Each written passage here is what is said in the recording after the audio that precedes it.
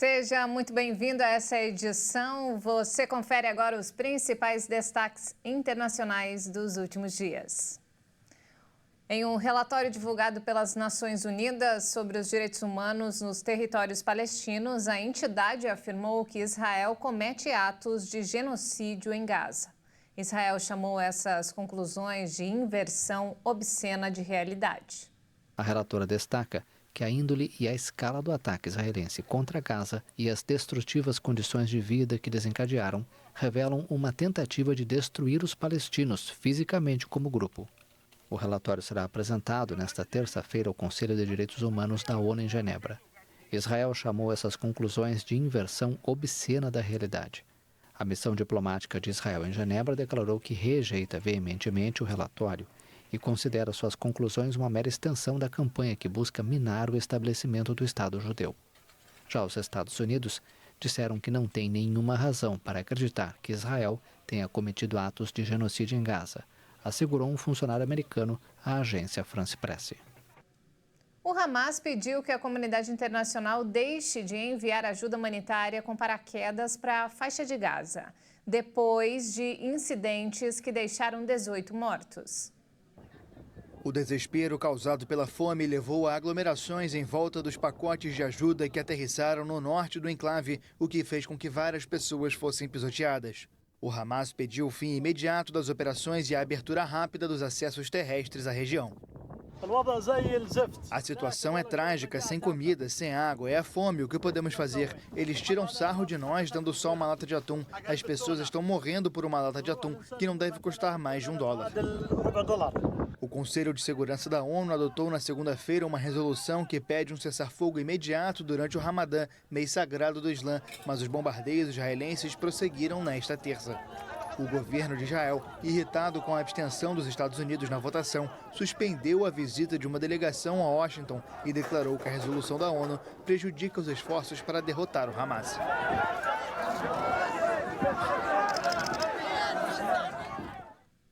O primeiro-ministro de Israel, Benjamin Netanyahu, cancelou a visita da delegação israelense à Casa Branca após a abstenção dos Estados Unidos na votação do Conselho de Segurança da ONU sobre um cessar-fogo imediato na faixa de Gaza.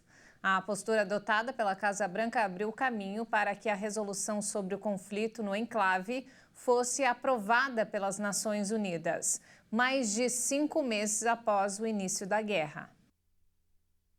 O porta-voz do Conselho de Segurança Nacional reiterou que não há uma mudança na posição dos Estados Unidos com a abstenção no Conselho de Segurança da ONU, que aprovou uma resolução para um cessar-fogo imediato em Gaza. Estamos perplexos com isso. Alguns pontos que precisam ser declarados e de fato reafirmados. Em primeiro lugar, é uma resolução não vinculativa, portanto não há impacto algum em Israel e na capacidade de Israel de continuar a perseguir o Hamas. Número 2, como disse na minha declaração de abertura, não representa nenhuma mudança da nossa política. É muito consistente com tudo o que temos dito e queremos que seja feito, e cabe a nós decidir qual nossa política. O gabinete do primeiro-ministro parece indicar através de declarações públicas que de alguma forma mudamos aqui. Não mudamos. Policy is. The Prime Minister's office seems to be indicating through public statements that we somehow changed here. We haven't. O Conselho de Segurança da ONU exigiu um cessar-fogo imediato em Gaza, em um apelo bloqueado várias vezes pelos Estados Unidos, que se abstiveram, irritando seu aliado israelense. Os Estados Unidos anunciaram que, mesmo com o cancelamento da visita da delegação, vão buscar uma forma de alertar Israel sobre um possível ataque a Rafah. O exército israelense confirmou na última terça-feira que matou o número 2 do braço armado do Hamas em um bombardeio na faixa de Gaza. A informação confirma o que já havia sido difundido pela Casa Branca na última semana. Esta noite, depois de verificar toda a inteligência, podemos confirmar que Marwan Issa foi morto em um ataque que realizamos há cerca de 2 semanas, junto a Gaza e Abu Tama, de acordo com a inteligência do Shin Bet e da inteligência do Exército. Marwan Issa é o vice de Mohammed Deif, número 3 do Hamas, e um dos organizadores do ataque de outubro. De acordo com o exército israelense, o militante é o quadro de maior escalão do Hamas, morto desde o início da guerra. Em 11 de março, o exército israelense afirmou que Issa foi alvo de um ataque aéreo contra um complexo subterrâneo no centro da faixa de Gaza. Um oitavo suspeito de participar do atentado a uma casa de shows nos arredores de Moscou teve a prisão preventiva decretada pela justiça russa. O serviço de inteligência acusou a Ucrânia e países ocidentais de terem facilitado o ataque. O homem, que seria originário do Quirguistão, país da Ásia Central, vai ficar detido pelo menos até 22 de maio. Outros 7 suspeitos já haviam sido presos pela polícia russa nos últimos dias. O grupo Estado Islâmico, que a Rússia combate na Síria e que atua no Cáucaso Russo, assumiu a responsabilidade pelo massacre que deixou pelo menos 139 mortos.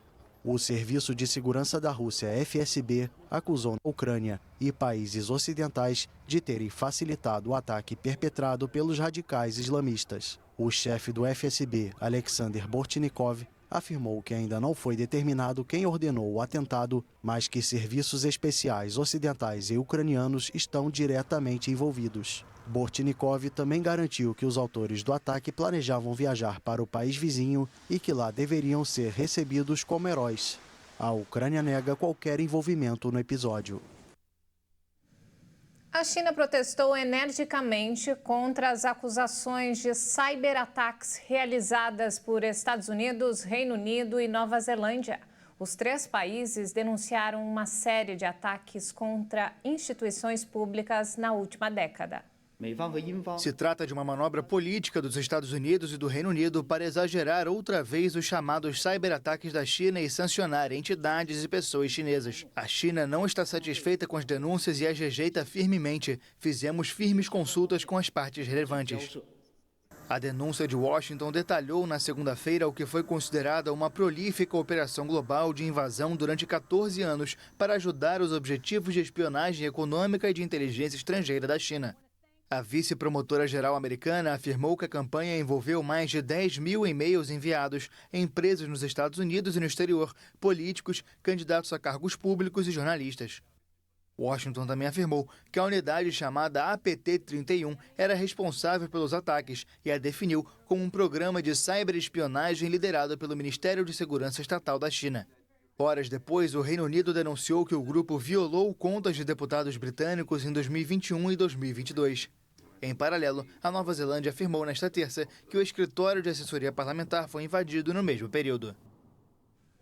A justiça americana reduziu a fiança de Donald Trump no processo por fraude fiscal. Por outro lado, o republicano deve voltar ao júri em 15 de abril para outro julgamento referente à falsificação de livros contábeis.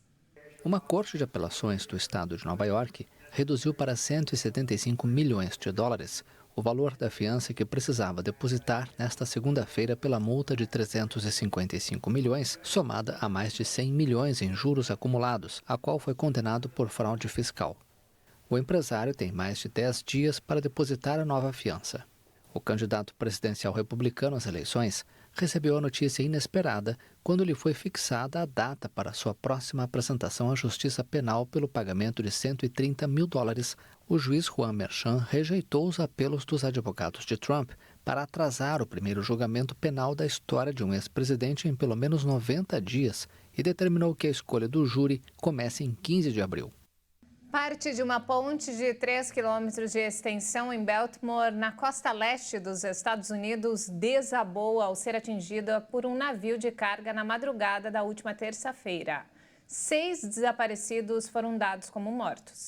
O acidente provocou a queda de quase 20 pessoas e vários veículos no rio Patapisco com temperaturas congelantes. O Corpo de Bombeiros trabalhou intensamente para resgatar as vítimas. Com a temperatura da água a cerca de 8 graus, mergulhadores lutaram contra o tempo para encontrar sobreviventes. A Autoridade de Transporte do estado de Maryland afirmou que as rotas de navegação foram fechadas nas 2 direções. A ponte de 2,6 km de extensão e 4 pistas fica localizada sobre o rio Patapisco, a sudoeste do município de Baltimore. Ela foi aberta em 1977 e calcula-se que 31 mil veículos passem pelo local diariamente, ou 11 milhões a cada ano. Durante visita ao Brasil, o presidente da França, Emmanuel Macron, jogou água fria em um acordo entre o Mercosul e a União Europeia, frustrando a investida de empresários e ministros do governo brasileiro. O mandatário francês deu a declaração durante um discurso na sede da Federação das Indústrias do Estado de São Paulo, após participar, junto com o presidente Luiz Inácio Lula da Silva, do lançamento do submarino toneleiro em Itaguaí, no sul do estado do Rio de Janeiro. D'émissions de CO2, parce que vous avez un modèle qui est très décarboné. Vocês têm um modelo de baixíssima emissão de carbono e eu acredito que precisamos repensar nossas regras de comércio sob a perspectiva dessa vantagem. É por isso que fui muito crítico ao dizer que o acordo negociado hoje com o Mercosul é muito ruim para nós e para vocês. Mas eu penso que é um très mauvais accord pour vous et pour nous. Finissons-en avec le Mercosur d'il y a 20 ans. Vamos colocar um fim ao Mercosul de 20 anos atrás. Vamos criar um novo acordo que reflita nossos objetivos e nossa realidade. Um acordo que seja responsável do ponto de vista do desenvolvimento, do clima e da biodiversidade. Um acordo da nova geração. De clima e de biodiversité. Um acordo de nouvelle génération. Macron, que também já esteve em Belém, realiza uma intensa viagem de 3 dias pelo Brasil.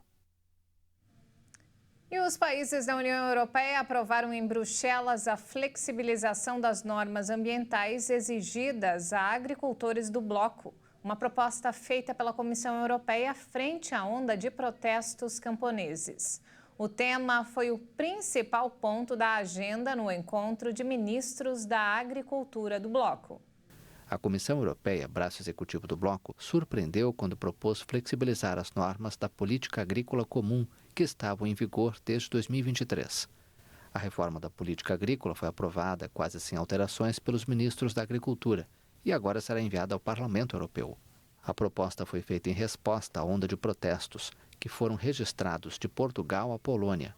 A comissão propôs eliminar completamente a obrigação de deixar pelo menos 4% das terras em pouso, prática de descansar o solo das atividades agrícolas ou áreas não produtivas. Essa medida seria substituída por uma simples diversificação e a manutenção de pastos permanentes seria consideravelmente flexibilizada. Além disso, terras com menos de 10 hectares estariam isentas da fiscalização associada às normas ambientais. Incêndios florestais destruíram mais de 3.000 hectares no México. A Comissão Nacional Florestal afirmou que quase 100 focos de incêndio estavam ativos em 18 dos 32 estados do país. Uma das situações mais complexas é no estado de Veracruz, no leste do território, com 890 hectares queimados em pelo menos 5 municípios e onde as chamas se espalham sem controle.